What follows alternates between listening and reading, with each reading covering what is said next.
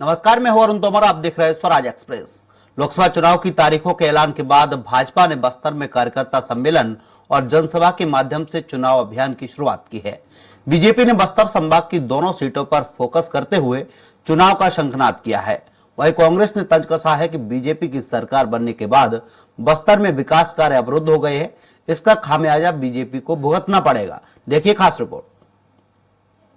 प्रदेश में लोकसभा चुनाव के पहले चरण में एकमात्र सीट बस्तर में चुनाव होना है। ऐसे में बीजेपी ने बस्तर पर फोकस किया है। बीजेपी ने दंतेवाड़ा में विधानसभा स्तरीय कार्यकर्ता सम्मेलन का आयोजन किया। इसी के साथ ही नारायणपुर जिले के बेलूर में जनसभा का आयोजन किया। दोनों कार्यक्रमों में मुख्यमंत्री विष्णुदेव साय खास तौर से शामिल हुए। साथ ही प्रदेश अध्यक्ष किरण सिंह देव, कैबिनेट मंत्री केदार कश्यप, ओपी चौधरी, विधायक चैतराम अटानी, बस्तर लोकसभा क्षेत्र से बीजेपी सांसद प्रत्याशी महेश कश्यप समेत बस्तर के कई पदाधिकारी और नेता मौजूद रहे।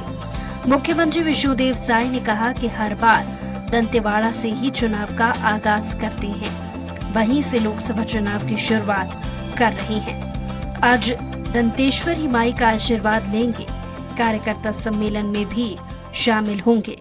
दंतेवाड़ा से ही चुनाव का शुरुआत करते हैं, आगाज करते हैं। तो आज भी लोकसभा चुनाव की शुरुआत कर रहे हैं और आज दंतेश्वरी माई का आशीर्वाद लेंगे। और आज वहाँ कार्यकर्ता सम्मेलन है और नारायणपुर में काम सभा है। वहीं कांग्रेस का कहना है कि भारतीय जनता पार्टी की सरकार बनने के बाद बस्तर में विकास कार्य अवरुद्ध हुए हैं। बस्तर में जो शांति की बहाली हमारी सरकार के दौरान 5 साल में हुआ, नक्सलियों के गतिविधियों में 80% की कमी आई है। दुर्भाग्य ढंग से पिछले 3 महीने में कई गतिविधियां बढ़ गयीं। कांग्रेस की सरकार ने बस्तर के दूरस्थ क्षेत्रों में आवागमन के साधनों को बहाल किया गया था। उप स्वास्थ्य केंद्रों में मेडिकल स्टाफ की, पैरा मेडिकल स्टाफ की नियुक्ति की गई थी। मलेरिया, डायरिया जैसी सामान्य बीमारी से पिछले 15 साल तक बस्तर के लोग मरते थे। उस स्थिति को हमारी सरकार में काबू पाया गया था, लेकिन दुर्भाग्यजनक ढंग से भारतीय जनता पार्टी की सरकार बनने के बाद बस्तर बहुत बदहाल हुआ। बस्तर के लोगों की स्वास्थ्य सुविधाओं में गिरावट आई। बस्तर में जो योजनाएं भूपेश की सरकार ने चालू किया गया, उसको विष्णुदेव साय की सरकार ने इन 3 महीनों में अंकुश लगाया। भारतीय जनता पार्टी की सरकार बनने के बाद बस्तर में विकास कार्य अवरुद्ध हुए हैं। बस्तर में जो शांति की बहाली हमारी सरकार के दौरान 5 साल में हुआ, नक्सली गतिविधियों में 80% की कमी आई। दुर्भाग्यजनक ढंग से पिछले 3 महीने में नक्सली गतिविधियां बढ़ गई।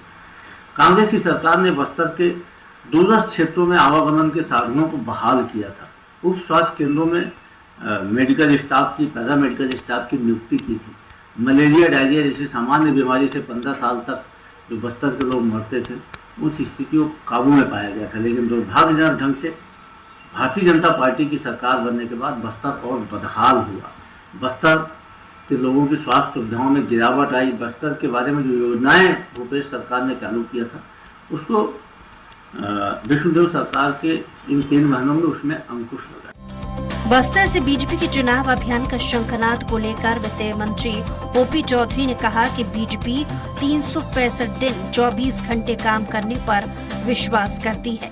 भारतीय जनता पार्टी 365 दिन 24 घंटे काम करने पर विश्वास करती है, ताकि राजनीति को माध्यम बनाकर राष्ट्र निर्माण और समाज निर्माण में अपनी सर्वोत्तम भूमिका निभा सके।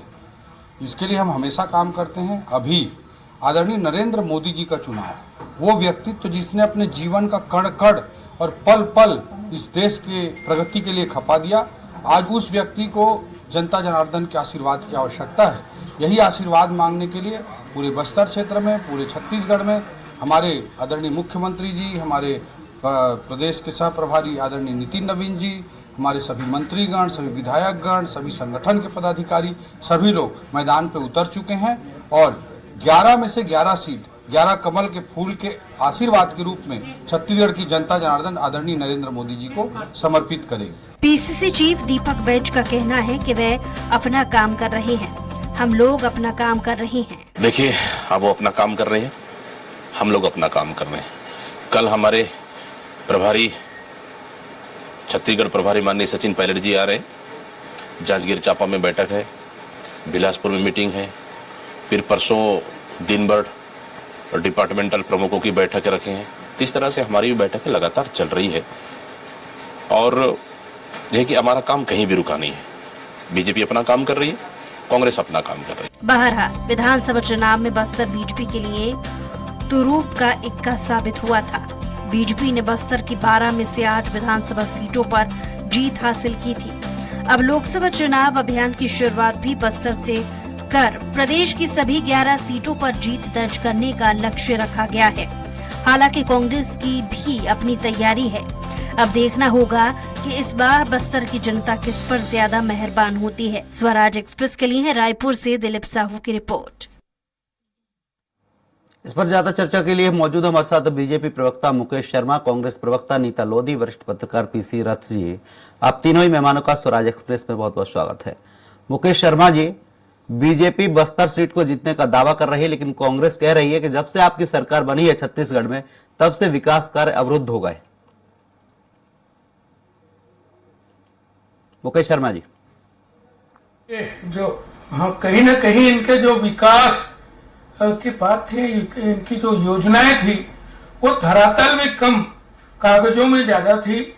यही कारण था कि बस्तर के अंदर में 12 में से 8 सीटों में भारतीय जनता पार्टी को जीत हासिल हुआ। जब तक कांग्रेस की सरकार यहाँ थी, कहीं न कहीं आदिवासी भाई आंदोलन करते रहे, धर्मांतरण को लेकर उद्वेलित रहे, अशांति का माहौल कांग्रेस के कार्यकाल में रहा। अब जबकि चुनाव है, पहले चरण में 1 सीट में चुनाव होना है बस्तर में, भारतीय जनता पार्टी पूरी गंभीरता के साथ आप अशांति के माहौल की बात कर रहे हैं। चुनाव आप अशांति के माहौल की बात कर रहे हैं। कांग्रेस कह रही है कि जब उनकी सरकार थी 80% नक्सली हमले कम हुए थे। जब से आपकी सरकार आई है, नक्सली हमले लगातार बढ़ते जा रहे हैं।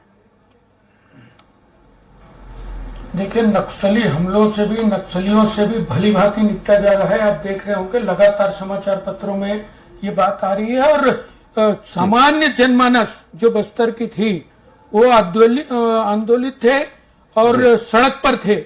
धर्मांतरण एक बड़ा मुद्दा था वहां पे जी। कितना वहां पे आंदोलन हुआ कहीं ना कहीं। और यदि इतना ही विकास की बात करते हैं तो फिर इस प्रकार की हार हुई कैसे?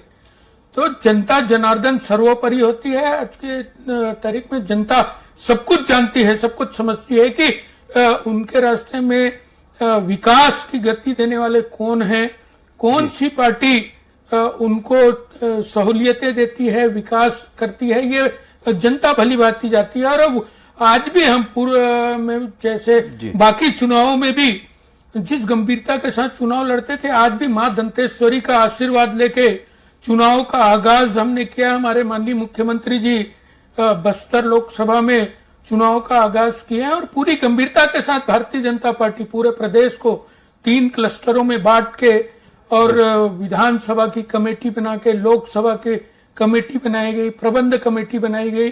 पूरी गंभीरता के चुनाव भारतीय जनता पार्टी लड़ रही। वहीं दूसरी तरफ कांग्रेस अंतरकलह से जूझ रही है। चुनाव हारने के बाद लगातार हताशा और निराशा का वातावरण कांग्रेस में देखने को मिल रहा है। लोग शिकायतों से बाहर नहीं आए हैं, मंच तक में आके शिकायत कर रहे हैं। तो ये सब स्थिति से ऐसा लगता है कि कांग्रेस पार्टी अभी कहीं चुनाव में है नहीं। भारतीय जनता पार्टी बहुत आगे निकल चुकी है। वक्त बताएगा और देखेंगे कि पूरी 11 की 11 सीट भारतीय जनता शर्मा जी वक्त बताएगा कांग्रेस कहाँ है, बीजेपी कहाँ है। नीता अंबानी जी हमारे साथ निश्चित रूप से। इसके पहले भी हम 10-10 सीट 2009 और 2014 में जीते हैं। 2018 में भी जब इनकी सरकार थी तब भी 9 सीट हम प्रदेश में जीते थे। नीता जी, बीजेपी कह रही है आपने जो विकास कार्य किए थे वो कागजों में किए थे, धरातल पर आपके विकास कार्य देखने को नहीं मिले। जनता ने इसीलिए आपको नकार दिया और इस बार आपका सुपड़ा साफ हो गया।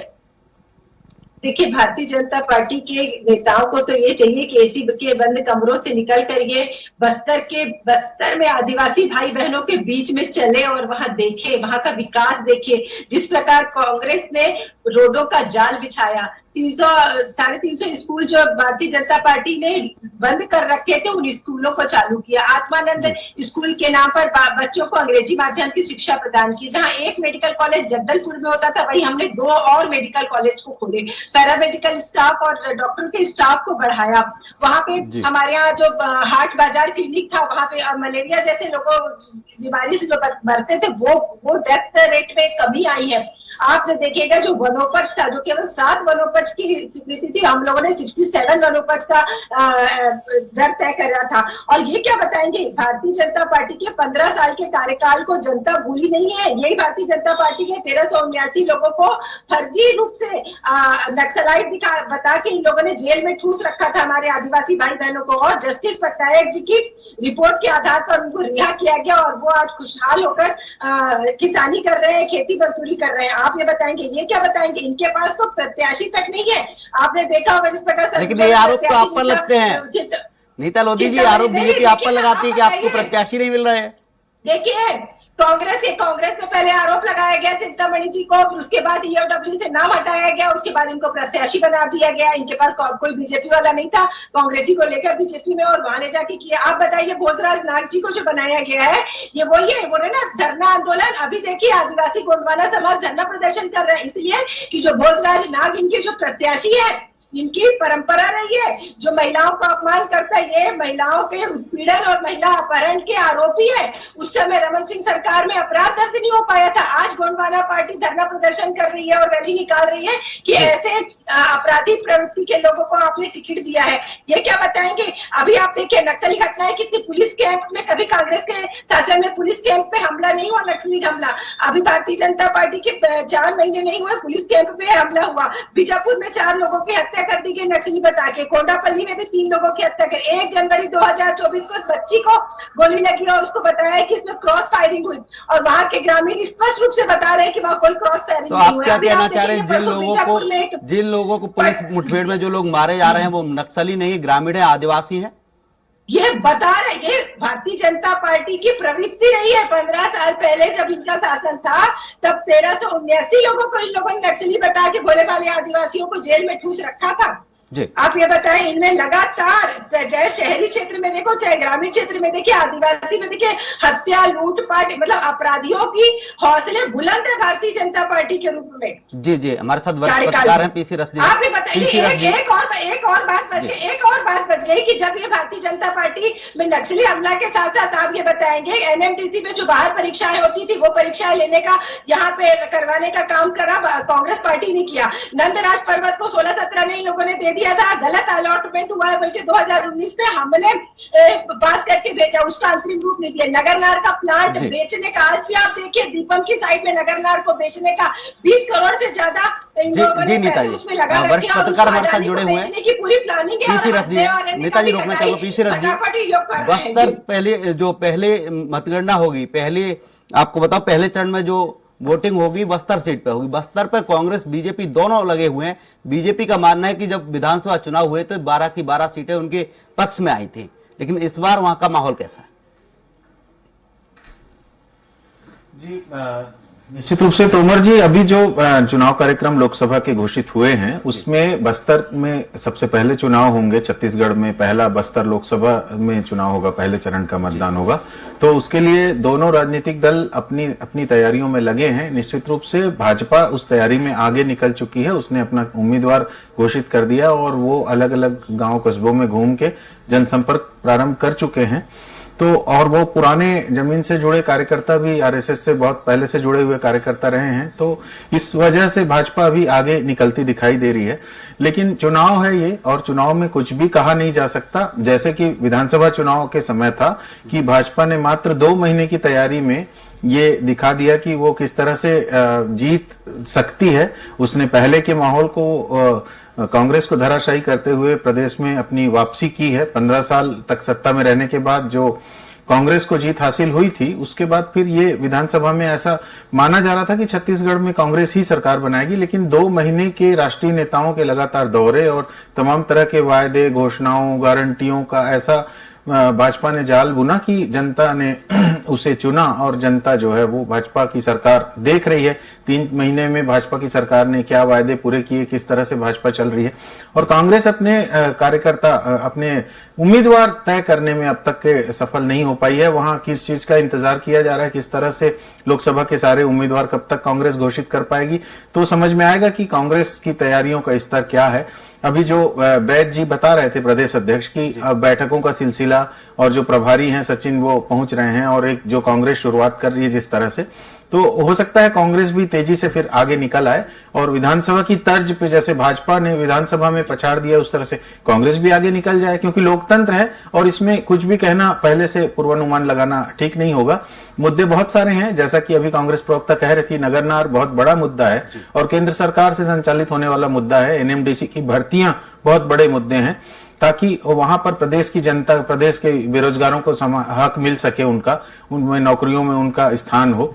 ये बस्तर के लिए बड़ी चुनौतियां रहेंगी और निश्चित रूप से वहां पर जो आंदोलन चल रहे हैं, 12 जगहों पे आदिवासी आंदोलन कर रहे थे, 2-2 साल से सिलगेर जैसे स्थानों पर आंदोलन चल रहा था और कई जगहों पर नए पुलिस कैंप खुले हैं। उसको लेकर के जो ग्रामीणों में असंतोष है, पुलिस कैंप खुल रहा है तो ग्रामीण जहां बरसों से, दशकों से खेती करते आ रहे हैं, उस जगह पे बिना किसी पूर्व सूचना के, ग्राम सभा के अनुमोदन के बिना वहां पर सीधे कब्जा करके पुलिस कैंप खुल रहे हैं लगातार। और अबूझमाड़ के अंदर के इलाके में मैं पिछले दिनों उधर से आया हूं, ओरछा की साइड से, तो मैंने देखा वहां पर एकदम इंटीरियर, जिसे अबूझमाड़ का धौड़ई वगैरह का क्षेत्र कहा जाता था, वहां पर से सड़कें जो बनी, चौड़ी सड़कें, उसमें लगातार गाड़ियां दौड़ रही हैं, ट्रकों में लगातार वहां से लौह अयस्क निकाला जा रहा है। तो ये सीधे सीधे समझ में आ रहा है कि संसाधनों की लूट किस तरह से हो रही है और उस लूट में किस तरह से जनता को एक तरफ दरकिनार कर दिया गया है। जनता की जरूरतों के हिसाब से सड़कें नहीं है और सड़कें जो बनी भी हैं वो परिवहन के हिसाब से, खनिज परिवहन के हिसाब से बनी है।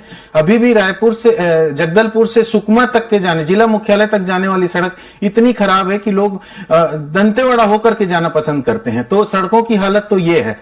नई सरकार बनने के बाद ये उम्मीद की जा रही थी कि सरकार कुछ ध्यान देगी, लेकिन सरकार की सड़कें जो है धमतरी जैसे मैदानी इलाके में ज्यादा बनती दिखाई दी मुझे, और बस्तर में जहां ज्यादा जरूरत है वहां पर बनती हुई नागरिकों के हिसाब से दिखाई नहीं दी।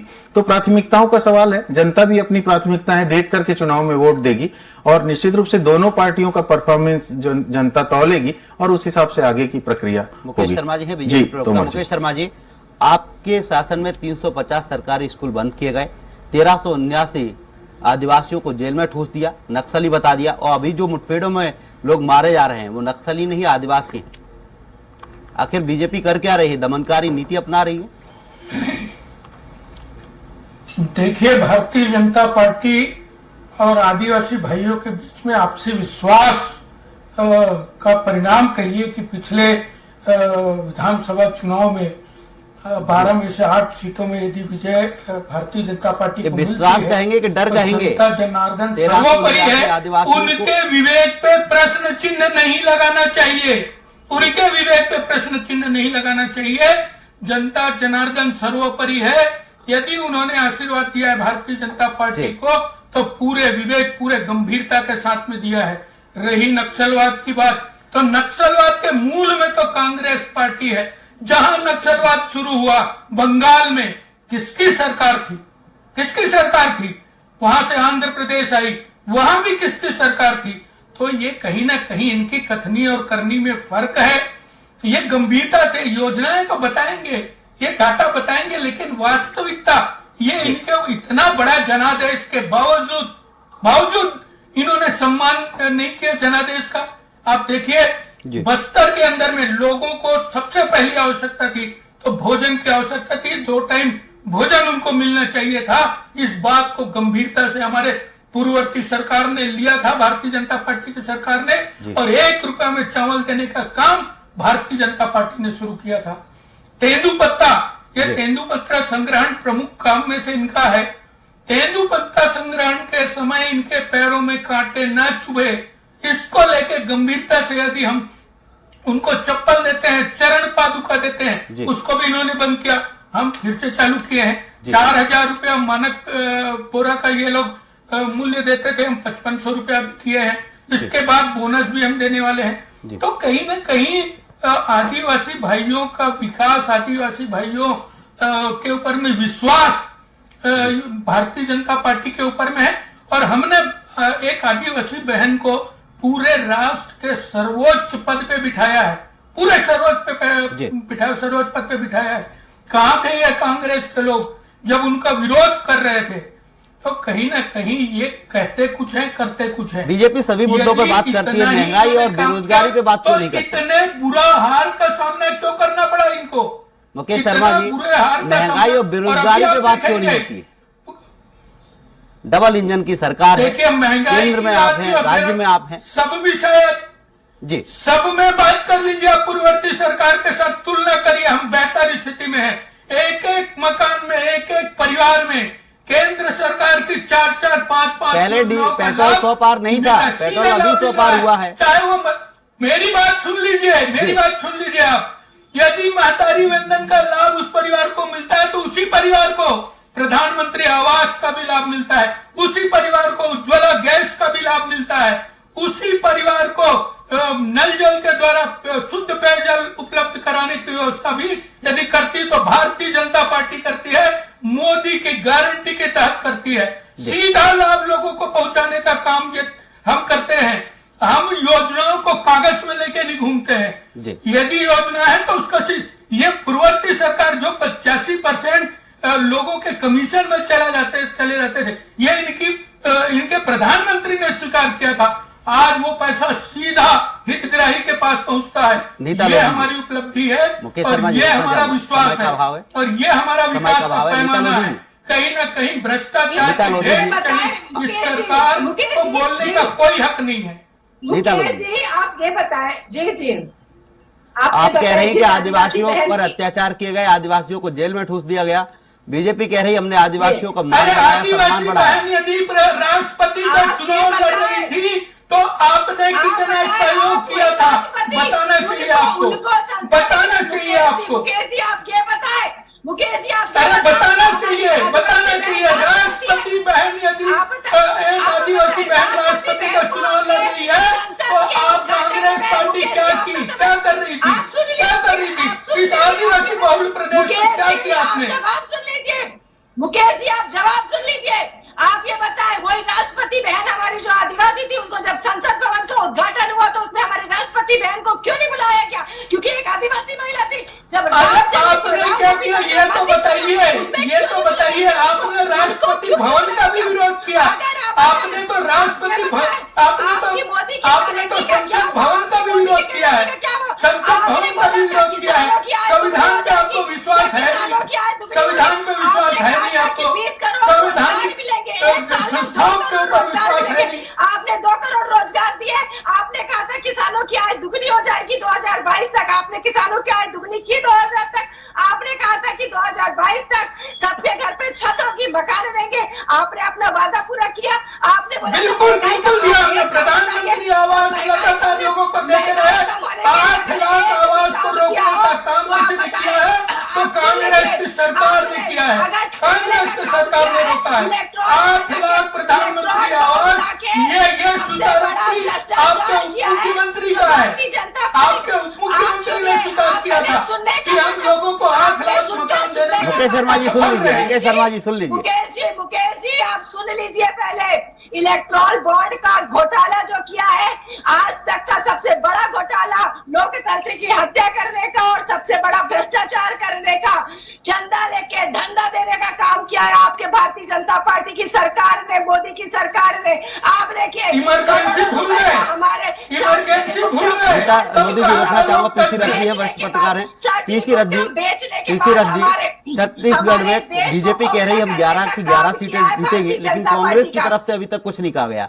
लेकिन सचिन पायलट प्रभारी के रूप में छत्तीसगढ़ पहुंच रहे हैं, क्या उसका कुछ असर देखने को मिलेगा?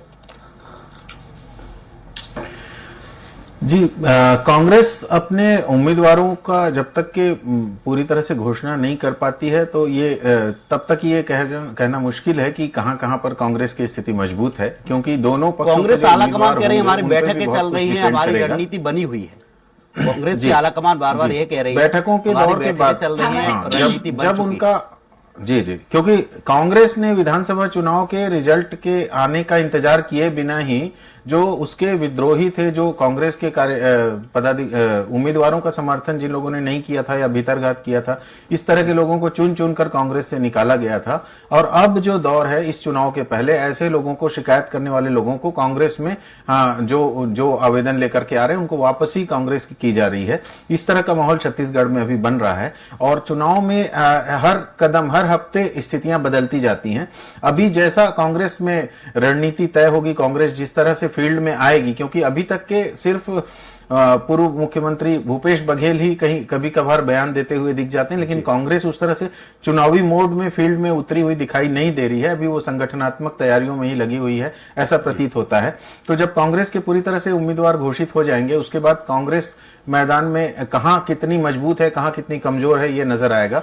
अभी तक के मुझे लग रहा है कांग्रेस पूरी तरह से अपने राष्ट्रीय नेता जो राहुल गांधी हैं, उनके यात्रा के चलते तक के उनके दिए गए बयानों के हिसाब से चल रही थी। अब कांग्रेस को स्थानीय मुद्दों को लेकर के सामने आना चाहिए और कांग्रेस को अपनी तैयारियों को दिखाना चाहिए किस तरह से कांग्रेस अपनी तैयारी कर पा रही है, क्योंकि फंड का रोकना चाहूंगा, माफी चाहूंगा। मुकेश शर्मा जी आपका बहुत बहुत शुक्रिया, नीता लोधी जी आपका भी बहुत बहुत शुक्रिया और पीसी रथ जी आपका भी तमाम चर्चा के लिए बहुत बहुत शुक्रिया। छत्तीसगढ़ की 11 की 11 सीटों पर बीजेपी और कांग्रेस दोनों ही पार्टी नजर गड़ाए हुए हैं, लेकिन देखना होगा कि लोकसभा चुनाव में जनता किस ओर किसको वोट देती है। फिलहाल के लिए हमारी इस डिबेट में इतना ही। आप देखते रहिए स्वराज एक्सप्रेस। नमस्कार।